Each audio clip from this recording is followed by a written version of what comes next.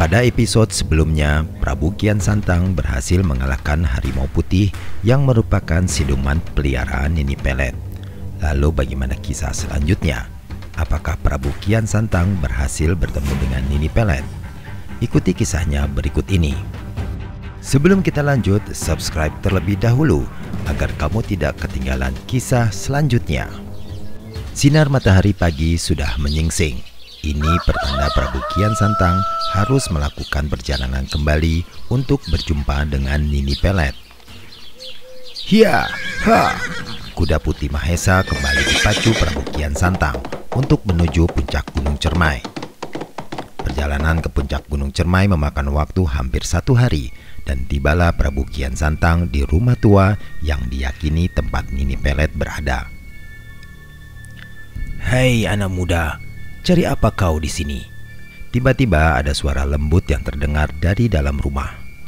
"Aku Kian Santang, ingin bertemu dengan Nini Pelet, penunggu Gunung Cermai, dan aku ingin mengajaknya bertobat agar Nini Pelet tidak tersesat." "Hahaha, hei manusia sok suci, kau kesini hanya mengantarkan nyawa saja." Seorang perempuan cantik berbaju kebaya keluar dari rumah itu. "Kau yang bernama Nini Pelet?" ujar Kian Santang. "Ya, aku Nini Pelet. Kenapa? Kau terpesona dengan kecantikanku?" Bismillahirrahmanirrahim.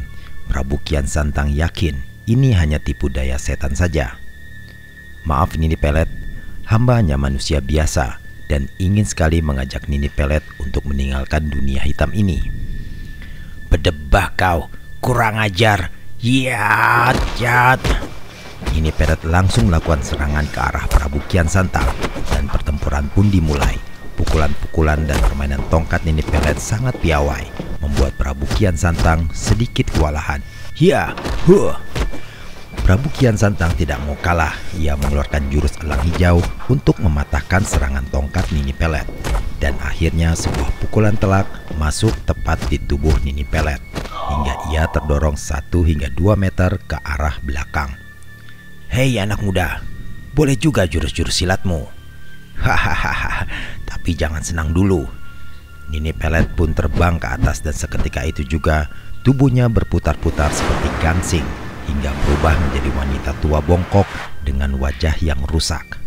Astagfirullah, benar dugaanku, ini hanya tipu daya muslihat saja.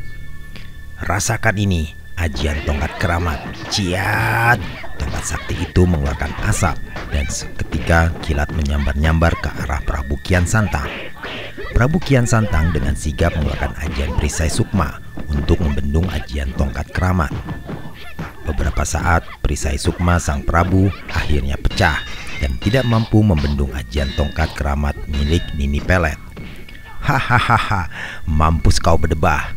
Terimalah ini kematianmu, ajian serat nyawa." Iya. Nini Pelet tanpa belas kasihan terus menyerang Prabu Kian Santang. Sebuah cemeti raksasa muncul tepat di atas kepala Nini Pelet dan langsung melancarkan serangan yang mematikan.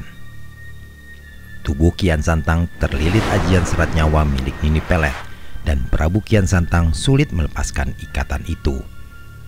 Aduh, ikatan ini sangat kuat, membuat tubuhku seperti terhisap dan kehabisan tenaga. Nafasku pun terasa semakin berat. Ya Allah, bantulah hamba. Selang beberapa saat, sang Prabu Kian Santang teringat pesan Syekh Guru, di mana ia harus memakai senjata kujang emas yang pernah ia titipkan Syekh Guru kepada Prabu Kian Santang. Prabu Kian Santang berusaha keras untuk mengeluarkan kujang emas yang ia selipkan di pinggang, dan akhirnya berhasil keluar. Cahaya emas yang keluar dari kujang itu menyilaukan mata, hingga Nini Pelet pun ngeri melihat kujang emas itu. Bismillahirrahmanirrahim. Dengan sisa-sisa tenaga, Prabu Kian Santang memotong cemeti serat nyawa itu dan berhasil melepaskan dari lilitan di tubuhnya. "Hai Nini Pelet, karena kau tidak mau bertobat, sekarang rasakan ini, ajian kujang emas Syekh Guru." Cia! Prabu Kian Santang melemparkan kujang emas itu mengarah ke Nini Pelet, dan sekonyong-konyong kujang emas itu menjadi besar dan menyilaukan mata. Akhirnya tepat menusuk tubuh Nini Pelet, dan seketika itu juga Nini Pelet mati dengan keadaan terbakar. Tubuhnya gosong seperti kayu bakar. Alhamdulillah, akhirnya Prabu Kian Santang mampu menundukkan ajian serat nyawa. Dan dengan matinya Nini Pelet, semoga tidak ada lagi manusia yang datang untuk berbuat syirik di tempat yang indah ini. Wallahu alam.